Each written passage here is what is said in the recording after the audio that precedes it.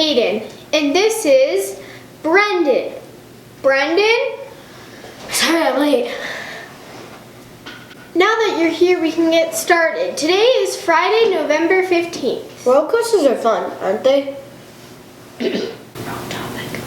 Oh, anyways, Addysen, Mallory, Skyleigh, and Elliot are launching rockets with Miss Najar. Hi, I'm Skyleigh Mitarnowski. And I'm Mallory Lewis. And today we are interviewing two students from Miss Najar's 8th grade classroom. They're doing a unit on launching rockets. Miss Najar's class had 2 days to make a rocket that could fly into the air and land gently. To test their rockets, they went out to the football field and made sure everyone was out of the way to ensure safety. Some rockets took a few tries to launch, but after each attempt, they looked at the rocket to see what was keeping it from launching. Materials they used to create their rocket was foam piping, bendable PVC pipes, wood bonding glue, styrofoam cup and a plate, igniter, parachute, and other materials. I'm here with Javier. What was your favorite part about making the rocket? Painting the fins because we got to be creative with it and we got to choose like what design we wanted to paint on it. It was just like cool. Did anything go wrong with your rocket? Well, when we were building it, a couple times we put too much glue on like the parts of the rocket. So a couple times we had to re-glue but that was pretty much it. It was smooth the rest of the time. Did your rocket launch on the first try? Yes, it did. What helped it become a success? I think it was just that we built it the right way and we did all the parts right, and then the sulfur, we had to put a piece of sulfur into the engine to make the chemicals react for the rocket to launch, and it just like stayed in there, so it worked. I'm here with. Aiden more, How far did the rocket launch? 20 seconds in the air. What helped it launch that far? The sulfur, What were the materials you used to build your rocket? one was like a half-cut bouncy ball, and the other was the styrofoam pipe that had less weight, and the bouncy ball, half-cut bouncy ball, helped with less air friction. How long did you have to make the rocket? Had 2 days. Was it enough time? Yeah. What did you do to complete your rocket on time? I just separated my teams into groups. One person did like the head, the other did the body, and then I painted the fins and helped someone else paint the fins, and we just kind of separated the work in the group and then finished it in time after putting it all together. They had a lot of work to do with little time to create their rockets, but they managed. Even though they may have had some bumps while making the rocket, that did not faze them. Mrs. Najar's class had a big success with making and launching their rockets. The next unit Miss Najar's class will tackle is on waves. Wow, Miss Najar's class sure has been working hard making those rockets. Back to you, anchors. Woo! And there it is. Good thing no one was in those rockets. Have you ever made anything with paper, like origami? Yes. Actually, I have. Wouldn't it be cool if you could make a roller coaster? Actually, in our next segment, that's what the 8th graders are doing with paper. This segment was made by Antoino, Ryden, Maddie, and Gabe. So, I'm Antonio Barriera from ESPN 8 The Oak Show. Imagine a paper roller coaster. I know it sounds weird, or fake, or impossible, but in Mrs. Newberg's class, they are doing just that, breaking the impossible. Mrs. Newberg's class is making paper roller coasters that defy the laws of physics by using two of humans' most valuable resources, math and paper. With using these resources that are given to them, they can make a roller coaster. Unfortunately, they don't have huge pieces of paper that are able to hold a human. Maybe me, I'm 70 pounds. But, so we'll have to hear what the marble has to say about this. However, because marbles can't talk, we have to hear what the creators have to say. This is the first interview with Alexia, and we are going to be asking her a few questions about her roller coaster. What do you believe was the biggest part of the lab? The biggest part of the lab was probably building it, because it was the hardest part, because you had to cut a whole bunch and make sure it worked for the marble to go down the roller coaster.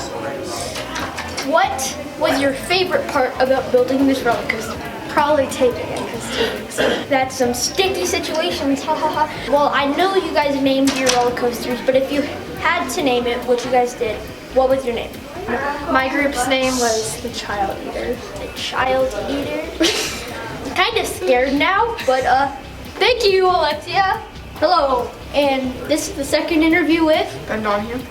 So we're gonna be asking him a couple of questions about his roller coaster. What was your favorite part of building this roller coaster? My favorite part was building like the loops and the turns. They were hard, but in the end it was fun to see the marble go around. What was the hardest part about this slab? Hardest part, the loops, they were hard to fold. Turns made out for it. Yeah. And then if you had to name your roller coaster, which I believe you guys did, what did you name yours? Called it as Mr. T's reinforcement. Why did you name it that? Because originally our name was reinforcement. Then we made a T on the top, and so we called it Mr. T's reinforcement. I should have put chains on it. Well, thank you, Ben Donehue. Well, I love roller coasters and I love paper, so I guess I'm on both sides. We will send it back to you, anchors. Wouldn't it be fun to go on one of those roller coasters if they weren't paper? And if they were bigger. True. That kind of reminds me of pictures. In what way do roller coasters remind you of pictures? My mom takes pictures of me riding roller coasters. You win this one. Anyways, to the photo slideshow.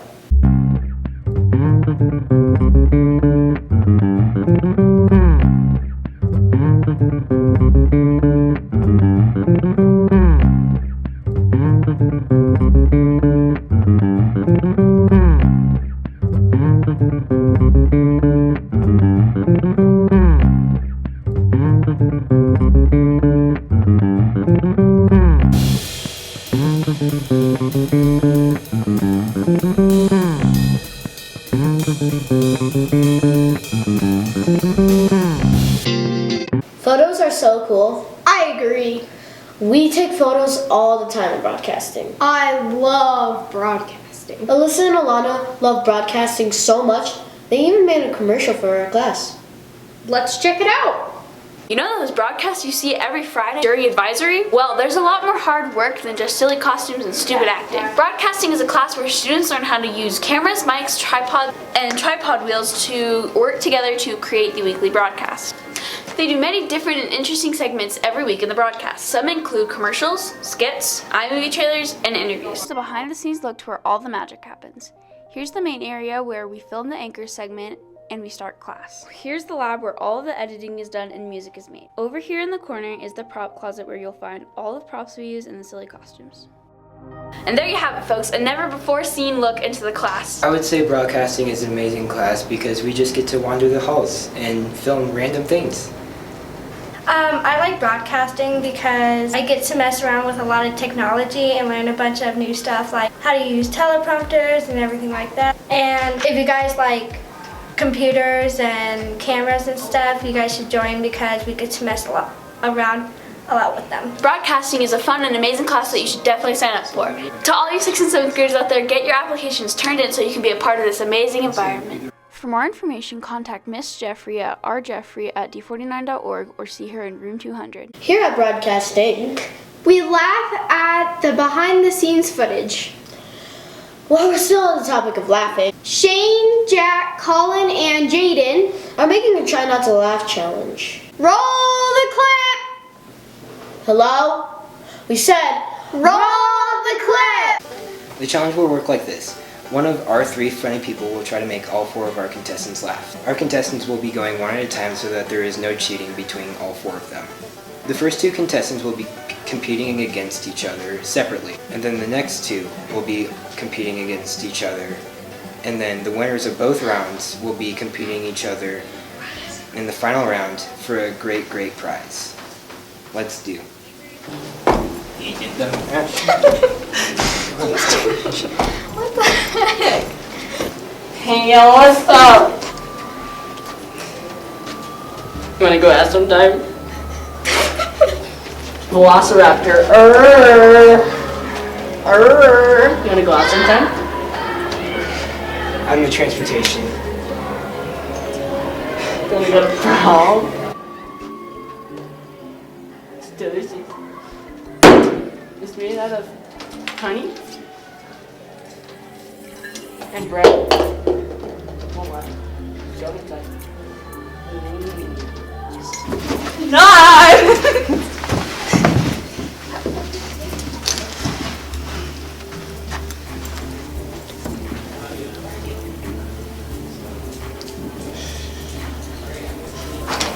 So Quentin, what really tickles your pickle? I can't say. You can't? Are you legally not allowed to? It's classified. What lawyer? So I can go look him up. I'm representing myself. Oh.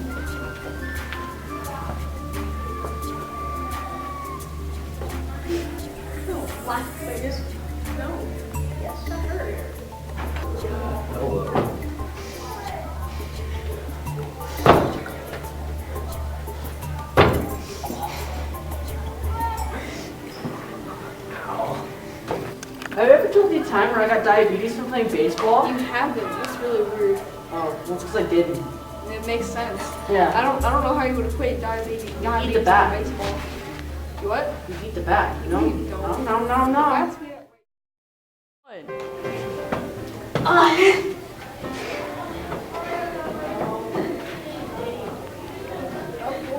So, You want to go out? Yes, That worked out for me though. it did. Yeah. She left. Yeah, I could have figured you would. But I had Troy Taylor whiskey, your celebrity crush. Oh, right yeah. on my head. So I was like, hey, I'm gonna go out. That's good, that's good. Yeah. Wow, those were some funny jokes, and they all sound like they came from books. Let's go see who our winner is. Congratulations, you have won absolutely nothing. I would like to thank my family and my friends for making me a stone cold killer. Congratulations, Quentin. And back to you, anchors. Those weren't funny. Yes, they were. To you. Anyways, interviews aren't funny. Why would they be funny? They're serious, like Mr. Testman. Oh, Mr. Testman as in our interviewee? Precisely. Tyler Testman is a student teacher at Skyview Middle School. He works along with Miss Stripe, an 8th grade language arts teacher for Team A. Mr. Testman was not always striving to become a teacher. At one point, he was a young lieutenant that left the Army as a captain. The branch of the military that I was in was the Army. I went in as a lieutenant, and by the time I was out, I was a captain in the Army. Originally, I'm from Wisconsin, a really small town called Cambria of like 700 people. After graduating from college, Mr. Testman entered the Army as lieutenant.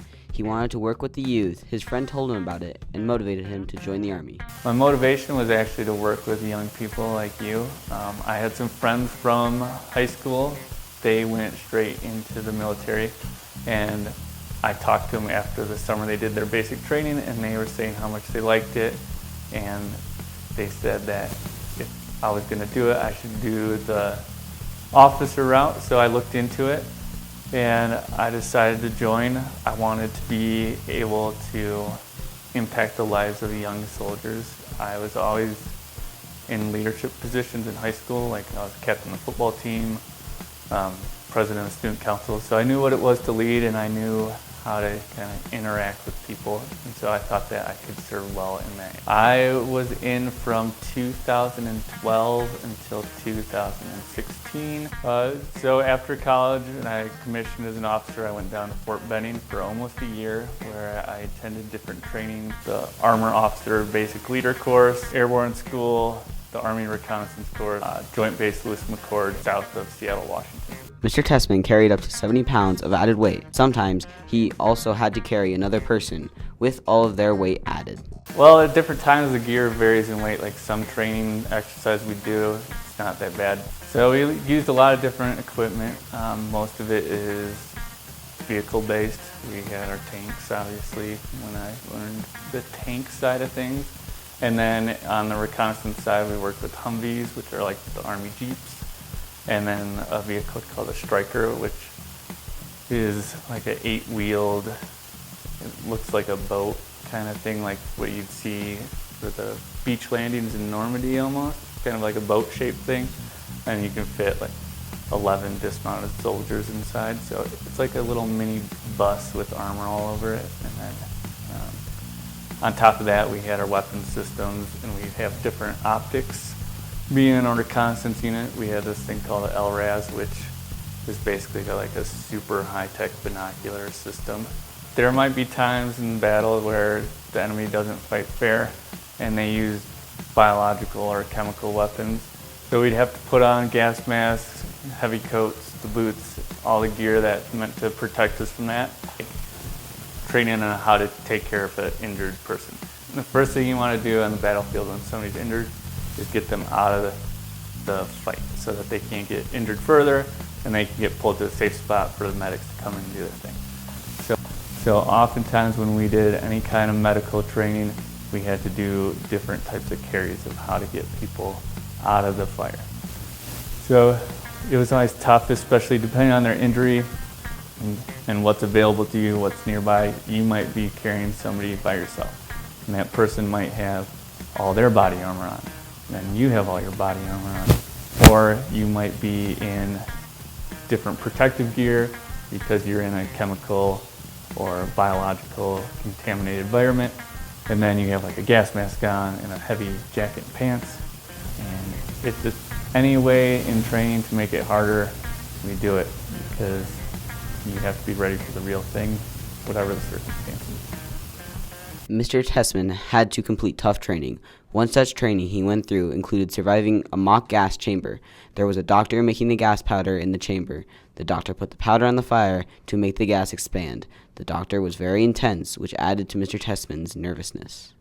Gas chamber for training, or a lot of times it was tent, and they'd be mixing up this nasty concoction of, I don't know what's in it, but it's called CS gas, and it would burn and irritate the skin, make you feel like you're suffocating. Very much like a witch doctor, because the room's full of gas, you can hardly see it. There's kind of like this red glow. But the reason that they do that is you go into the gas chamber or the tent with your mask on first, so you experience what it's like to be in there with your mask on. And you might not think it's working because it's still like hard to breathe through the mask, and it still feels kind of, I don't know, just like itchy in there. But then as you take the equipment off, like you drop the hood first, and you start to feel it burn on your neck. So like where your hairline is, it feels like somebody takes a razor blade and just like cuts across, because the chemicals they're burning are just so. But then you're like, okay, like my equipment does work. And then you take off the mask and they ask you these questions to make sure that you breathe in the CS gas. All in all, we're probably only in there 5 minutes because you can't really withstand it that long. Once you take off the mask, they start asking you questions. I think they asked me my name, which I was able to through, and then they asked what college I went. And I started saying the University of Wisconsin, Madison, and I got to like the unit, and I was like, oh, I should have just said UW. What was I thinking? So I managed to like choke out maybe University of, and then they told me to get out because I couldn't function. I couldn't answer their questions. Oh, and I left the tent. I just buckled over and was dry heaving. You're supposed to like walk around and flap your arms to like get all the chemical off of you. I just like went and started basically throwing up.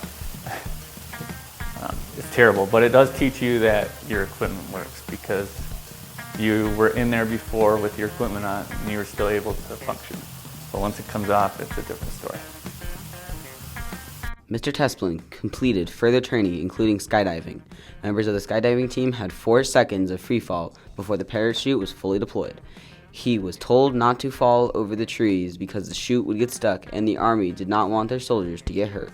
I went to airborne school where I learned how to jump out of planes.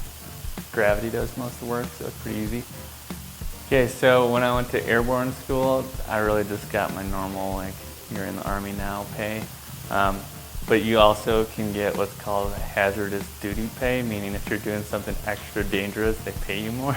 So for that whole like month I was in airborne school, I got hazardous duty pay. You can also get it when you're like deployed or you have like a certain job. Like my brother was a bomb tech, so he always got hazardous duty pay. They were expected to disarm bombs like on fort bases, and they would like go into hotel rooms before the president showed up and like sweep it to make sure there are no bombs. They always got it. It wasn't very comfortable. I know that sounds kind of dumb. Because you're wearing this harness, and it's just, most of the jumps we did were called combat jumps, so you carry your equipment, and like the harness is attached, your equipment's attached to the harness, and it just pulls on you in really uncomfortable spots. So I would like to go like real skydiving where there's more of a free fall, because I think that would be really fun, but at airborne school there's maybe 4 seconds of a free fall. Before you even really know that you're falling, your parachute's opening up, because it's automatically pulled when you go out the door of the plane. The person hesitating jumping out of the plane, they're scared because when you're jumping out of a plane, I think anybody who's gone skydiving or gone to airborne school can understand the scary thing to just jump out and trust that your equipment's going to work and that you're going to know what to do if something goes wrong. They didn't really have much of an option because they got kicked out. So nobody was supposed to jump into the trees. The drop zone is over like a flat, clear surface, and you're not supposed to jump to the tree. I don't think my class had anybody end up in the tree because pretty still weather. We got lucky. There wasn't a lot of wind, but I've heard stories and seen pictures of people that end up in the trees and they're stuck hanging between the tree limbs and the ground. Mr. Tessman got through some pretty intense training and worked his way up the ranks. He started as a lieutenant and made it all the way to a captain. After all of that, he started striving to be a teacher. He wanted to motivate the youth. So the biggest takeaway I had from my experience in the military is it just really matured me. It grew me up. I still felt like a kid when I first commissioned and went active duty, but having to deal with the difficult situations that you're put into and just being responsible for the welfare of other soldiers and your equipment, it really makes you grow up fast. So that's a big takeaway, and then I made a lot of good friendship, developed good work ethic, just a drive to succeed in whatever I do.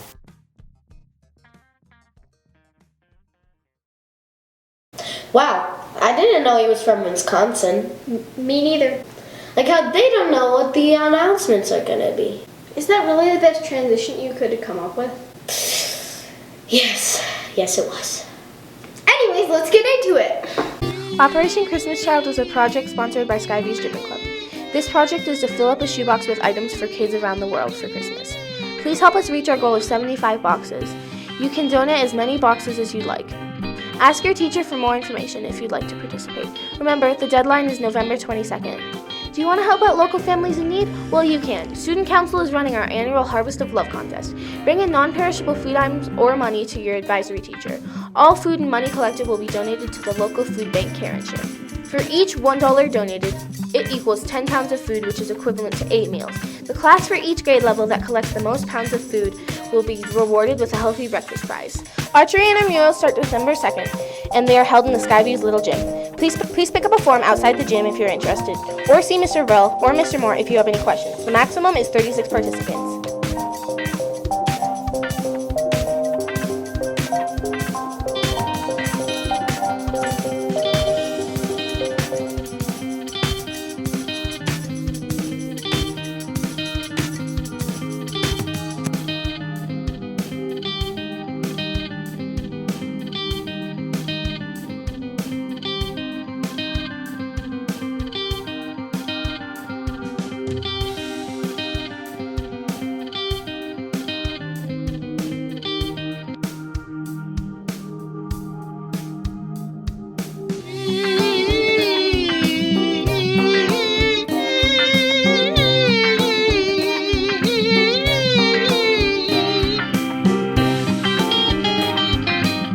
Does that mean it's over? No!